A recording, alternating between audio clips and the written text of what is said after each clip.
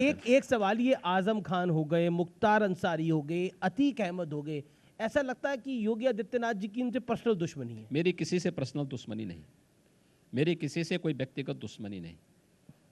मैं मेरा अगले पर ये वर्ष देखिए, आज से 4.5 साल पहले तो अगले कितने मतलब इनकी दबंगई चलती थी, आपने समाप्ति कर दी है पूरी तरह से। देखिए, मैं पिछले 25 वर्षों से, यानी मैं अगला वर्ष मेरा 25 साल हो जाएंगे सार्वजनिक जीवन के, 25वां वर्ष मेरा अगला वर्ष होगा, और 25 वर्ष में मैंने किसी को भी राजनीतिक रूप से अपना दुश्मन नहीं माना है, किसी को नहीं माना है। कोई मेरा दुश्मन नहीं, सब मेरे मित्र हैं, सब मेरे शुभचिंतक हैं। क्योंकि जो विरोधी होता है वह भी जो बोलता है वो हमें अलर्ट कर देता है। तो स्वाभाविक रूप से मैं सबको ये मानता हूँ, मेरे प्रत्यक्ष और प्रत्यक्ष रूप से सब मेरे शुभचिंतक हैं, और मैं उन सब का अभिनंदन करता हूँ। लेकिन अगर मुझे कोई एक जिम्मेदारी दी गई है तो उस जिम्मेदारी का पूरी ईमानदारी से पालन करूँगा, उससे इतर कोई भी निर्णय नहीं लूँगा, और उसी के अनुसार आचरण भी करूँगा। अगर कोई व्यक्ति अन्याय कर रहा है, अत्याचार कर रहा है, मेरा कितना भी नज़दीकी क्यों ना हो, मैं उसके खिलाफ भी वही कार्रवाई करूँगा जो किसी अन्य के खिलाफ करूँगा। और अब तक की सरकार की कार्यपद्धति से मुझे लगता है कि प्रदेश ने तो जाना है, देश ने भी इस चीज़ को देखा है। मैं बढ़ता हूं आगे, क्योंकि 2022 का चुनाव है, ब्राह्मणों को लेकर बहुत कुछ हो रहा है। कई पार्टियां तो ब्राह्मण सम्मेलन कर रही हैं, समाजवादी पार्टी हो गई, बीएसपी हो गई। आपकी सरकार ब्राह्मणों को लेकर क्या सोचती है? क्योंकि विपक्ष आरोप लगाता है कि ब्राह्मणों पे बड़ा अत्याचार हो रहा है। तो ये हम इस समय पूर्वांचल में हैं। लखीमपुर खीरी में 2 ब्राह्मण युवक भी मारे गए हैं जी, वहाँ क्यों नहीं गए ये लोग?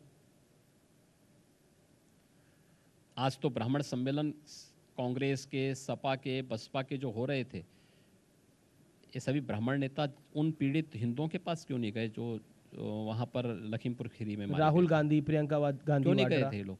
नहीं, सतीश मिश्रा से पूछिए ना, जी, क्यों सतीश मिश्रा जी नहीं गए? क्यों नहीं अखिलेश यादव गए? अखिलेश यादव कल गए थे लखीमपुर खीरी में, आखिर उन पीड़ित ब्राह्मणों के घर क्यों नहीं गए? फिर अगर उनको लगता है कि ब्राह्मण पीड़ित है तो आखिर उनके यहाँ क्यों नहीं गए? और कौन नहीं देखता कन्नौज की नीरज मिश्रा की किस प्रकार से निर्मम हत्या हुई थी? किस प्रकार की निर्मम हत्या हुई थी? कोई भूल सकता है नीरज मिश्रा की निर्मम हत्या को? नीरज मिश्रा का केवल एक, यानी नीरज मिश्रा ने एक काम किया था कि उसने एक राजनीतिक दल के एक नेता को बूथ कब्जा नहीं करने दिया था, एक एक फैक्टर चल और रहा वो है भारतीय कि जनता पार्टी का कार्यकर्ता था। जी जी जी, आप उसकी निर्मम हत्या कर देंगे? एक फैक्टर चल रहा है कि मुस्लिम क्या नीरज यादव। मिश्रा जी, ब्राह्मण नहीं थे?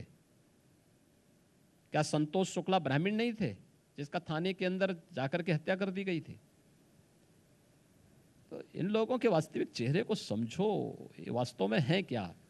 ये ना ब्राह्मण हितैषी हैं, ये ना हिंदू हितैषी हैं। और सही मायने में इन लोगों के चेहरे को देखना तो ये तालिबान हितैषी हैं, और हमेशा तालिबान का लोग समर्थन करते हैं, बाकी किसी का नहीं समर्थन करते। ये एक फैक्टर चल रहा है कि मुस्लिम यादव ब्राह्मण एक साथ आ जाएंगे, मुस्लिम दलित ब्राह्मण एक साथ आ जाएंगे, तो बीजेपी का तो खेल बिगड़ ही जाएगा। देखिए, भारतीय जनता पार्टी सबका साथ और सबके विकास के मंत्र के साथ काम कर रही है।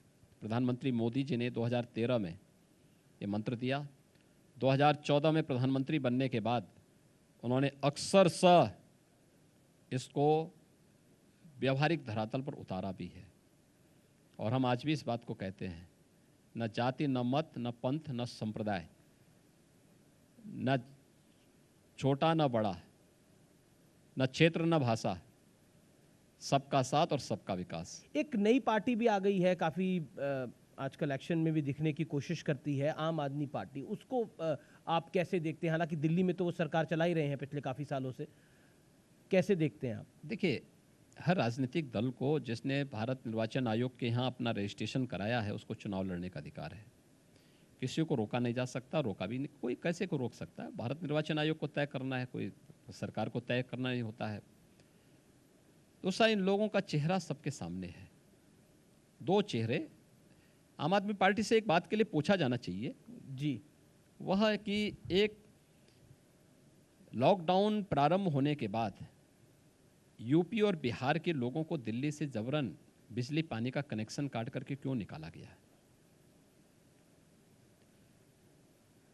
उनको राशन से वंचित क्यों किया गया? पर उन्होंने अपनी शुरुआत अयोध्या से ही करी है। नहीं, मैं क्या कर रहा हूँ ना, जी। अब तो अयोध्या सबको याद आ रहा है जी। सतीश मिश्रा भी गए। जो राम को नहीं पूछते थे, जो लोग पहले राम को काल्पनिक कहते थे, अब वे भी कहते हैं राम तो हमारे भी है। हमने कहा बोलो ना, कौन जरूरत है, तो हमारी वैचारिक विजय है ही। जो लोग कहते थे अयोध्या में राम जन्मभूमि के लिए कि वहाँ पर ये, यानी मैं उस शब्द का प्रयोग नहीं करना चाहता हूँ, जो लोग पहले राम के को काल्पनिक कहते थे, आज वे सभी लोग राम राम चिल्ला रहे हैं। तो स्वाभाविक रूप से उन्होंने हमारी विचारधारा को स्वीकार किया है, राम के सार्वभौमिक व्यवस्था को स्वीकार किया है। राम शाश्वत हैं, राम सत्य हैं, राम भारत के अंदर धर्म के प्रतीक हैं जी। आज उसको उन्होंने भी स्वीकार किया है। और हम लोग इस बात को मानते हैं कि ये सभी लोग अपने को इस बात को मान लेंगे हम एक सच्चे भारतीय हैं, एक सच्चे हिंदू हैं, जी। तो हमारी वो सबसे बड़ी विजय होगी। और हमारी जो अगली एक्सरसाइज है उसी तरफ जा रही है, एक दिन वे लोग जरूर मानेंगे। प्रभु राम को आप कह रहे हैं सबने मान लिया, लेकिन ओवैसी ने नहीं माना। वो अभी भी कहते हैं, वहाँ जाते हैं तो अयोध्या को फैजाबाद लिखते हैं। वो कहते हैं कि वहाँ मस्जिद थी, है और रहेगी, सब अपने अपने ढंग से देख लें अयोध्या को। देखिए, ओवैसी अब ये सपने में देख रहे होंगे, ये तो तय है कि अयोध्या ही रहेगी। हाँ, हैदराबाद भाग्यनगर जरूर बनेगा। चलिए, आप हैदराबाद को भाग्यनगर बना रहे हैं, लेकिन ये अब्बा जान से आपको इतनी तकलीफ क्यों हो गई? आपने विधानसभा में भी अब्बा जान बोला, फिर बोला ये अब्बा जान बोलने वाले सारे राशन खा जाते थे। अब कहा जा रहा है कि आप समुदाय विशेष को, एक धर्म को टारगेट कर रहे हैं इससे। धर्म विशेष को नहीं जी। मैं जनता के सामने, प्रदेश की जनता के सामने इन लोगों के आचरण को प्रस्तुत करना चाहता था। मैंने किसी व्यक्ति का नाम नहीं लिया। मैंने इस बात को कहा था कि वैक्सीन लगाने के लिए हो सकता है कि अपने अब्बा जान को देखे होते तो संभवतः वैक्सीन का विरोध नहीं करते। मैंने बात कही, किसी पे भी लागू हो सकता है। दूसरा, अब्बा जान कोई असंसदीय शब्द नहीं है, और मैंने विधान परिषद में यही बात कही थी। मैंने कहा अगर अब्बा जान असंसदीय शब्द है तो नेता प्रतिपक्ष विधान परिषद में सी अहमद हसन जी हैं, मैंने उनसे कहा अगर अब्बा जान असंसदीय शब्द है आप बताइए। उन्होंने कहा नहीं। तो मैंने कहा फिर आपकी पार्टी विरोध क्यों कर रही है? आ गया ना ये दोहरा आचरण आप लोगों का। यानी मुस्लिम वोट चाहिए, अब्बा जान से परहेज है। और देखिए, ये सब यानी अंदर अब्बा जान का मैं संदर्भ आपको बताता हूँ। इसका एक पॉलिटिकल संदर्भ ये है, आपने एक मेरे इंटरव्यू में कहा था कि जब ओवैसी ने बोला था कि 19% इस बार डिसाइड करेगा, आपने बोला कि 81% फिर चुपचाप नहीं बैठेगा। तो अब्बा जान को उस संदर्भ में देखा जा रहा है। देखिए, अब्बा जान का कोई ध्रुवीकरण का कोई प्रयास नहीं था। अब्बा जान का प्रयास यही था कि एक जनता के सामने असलियत आनी चाहिए जी, कि मुस्लिम वोट इनको चाहिए लेकिन अब्बा जान से इनको परहेज है।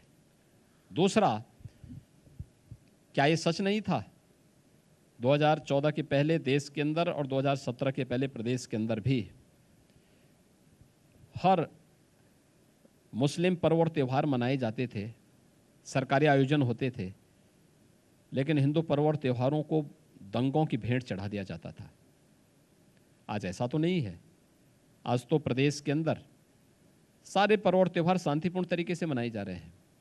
यानी ये लोग इफ्तार की पार्टी गोल टोपी पहन करके करें तो ठीक, अगर हम लोग कहें कि नहीं भाई कावड़ यात्रा भी निकलनी चाहिए तो बुरा।